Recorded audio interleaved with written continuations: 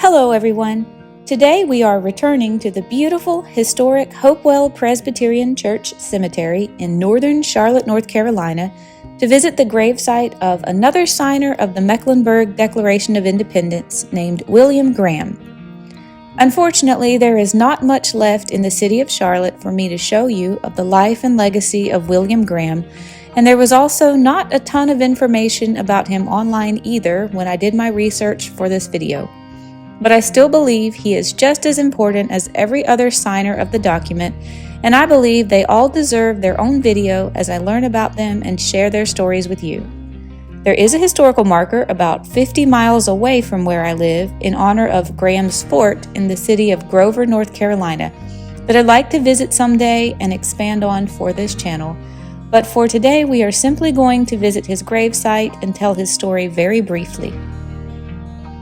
William Graham was born in 1740 in Ulster, Ireland, and his was another of the many Scotch-Irish families that immigrated to America and settled down in Pennsylvania before ultimately migrating down to Mecklenburg County, North Carolina.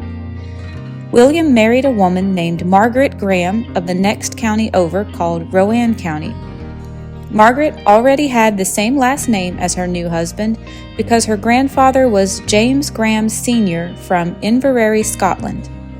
It's unknown if William and Margaret were related in the distant past or if the same surname was just a coincidence.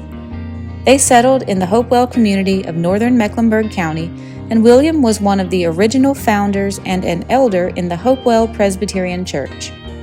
William and Margaret had 9 children together.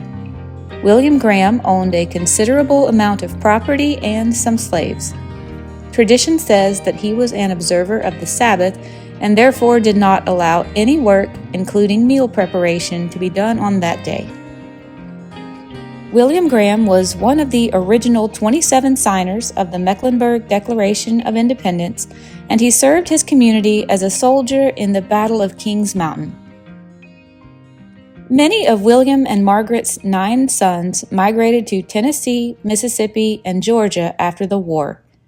His son William died in Mississippi in 1858 and has a statement on his tombstone that reads, "He was a son of the signer of the Mecklenburg Declaration of Independence." William Graham's tombstone is very modest and unfortunately has become severely damaged over time. As far as I can tell, it simply reads that he was an obliging neighbor and a useful citizen. He is buried here in the Hopewell Presbyterian Cemetery, resting in peace in good company with many friends. At least 4 or perhaps even 5 signers of the Mecklenburg Declaration of Independence are buried here, as well as American war hero General William Lee Davidson.